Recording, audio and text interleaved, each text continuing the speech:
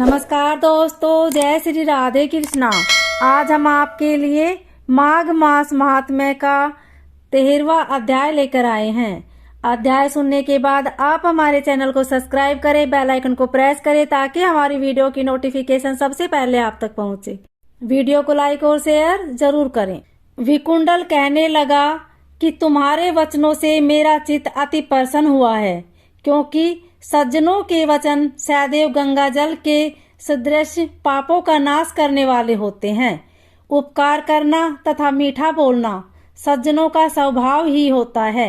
जैसे अमृत मंडल चंद्रमा को भी ठंडा कर देता है, अब कृपया करके यह भी बतलाइए कि किस प्रकार मेरे भाई का नरक से उद्धार हो सकता है। तब दूत कुछ देर ज्ञान दृष्टि से विचार कर मित्रता रूपी रस्से से बंधा हुआ बोला कि हे वैश्य, यदि तुम अपने भाई के लिए स्वर्ग की कामना करते हो तो जल्दी ही अपने 8 जन्म के पुण्य फल को उनके निमित्त अर्पण कर दो। तब विकुंडल ने कहा कि हे दूत, वह पुण्य क्या है और मैंने कौन से जन्म में और कैसे किया है, सो सब बतलाओ, फिर मैं अपना पुण्य अपने भाई को दे दूंगा। दूत कहने लगा कि हे वैश्य, सुनो, मैं तुम्हारे पुण्य की सब कथा कहता हूँ। पूर्व समय में मधुवन में साल्की नाम का ऋषि था। वह बड़ा तपेश्वरी ब्रह्मा के समान तेज वाला था। नवग्रह की तरह उसकी स्त्री रेवती के 9 पुत्र थे, जिनके नाम ध्रुव, शशि, बुध, तार, ज्योतिमान, इन 5 ने गृहस्थ आश्रम धारण किया हुआ था तथा निर्मोह, जीतमाय, ध्याननिष्ठ और गुणातग ये चारों संन्यास ग्रह कर वन में रहने लगे।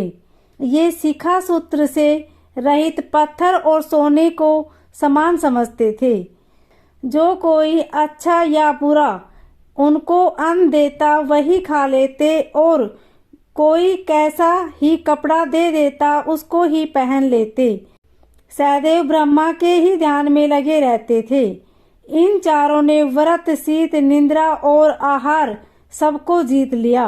बस चर अचर को विष्णु रूप समझते हुए मौन धारण करके संसार में विचरते थे। ये चारों महात्मा तुम्हारे घर आए जब तुमने मध्याह्न के समय भूखे प्यासे इनको आंगन में देखा, तो तुमने गद गद कंठ से आंखों में आंसू भरकर इनको नमस्कार करके इनका बड़ा आदर सत्कार किया।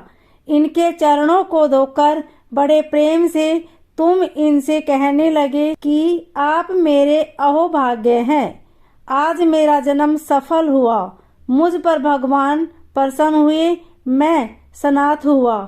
मेरे माता पिता, पत्नी, पुत्र, गो आदि सभी धन्य हैं, जो आज मैंने हरि के सदृश आपके दर्शन किए।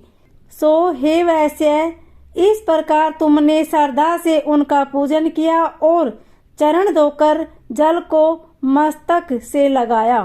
फिर विधि पूर्वक इनका पूजन करके तुमने इन सन्यासियों को भोजन कराया। इन सन्यासियों ने भोजन करके रात को तुम्हारे घर में विश्राम किया और ब्रह्मा के ध्यान में लीन रहे। इन सन्यासियों के सत्कार से जो पुण्य तुमको मिला सो मैं भी कहने में असमर्थ हूँ, क्योंकि सब भूतों में प्राणी श्रेष्ठ है।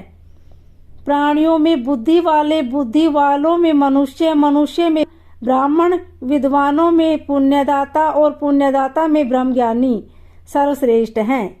ऐसी ही संगति के बड़े बड़े पाप नष्ट हो जाते हैं। यह पुण्य तुमने अपने पहले 8वें जन्म में किया था। सो यदि तुम अपने भाई को नरक से मुक्त कराना चाहते हो तो यह पुण्य दे दो। सो दूत के ऐसे वाक्य सुनकर प्रसन्न चित्त से अपने पुण्य अपने भाई कुंडल को दे दिया और वह नरक से मुक्त हो गया और दोनों भाई देवताओं से पूजित किए गए। तब दूत अपने स्थान को चला गया। इस प्रकार वैश्य के पुत्र विकुंडल ने अपना पुण्य देकर अपने भाई को नरक की यातना से छुड़वाया। सो हे राजन, जो कोई इस इतिहास को पढ़ता या सुनता है वह 1000 गोदान का फल प्राप्त करता है। ओम नमो भगवते वासुदेवाय।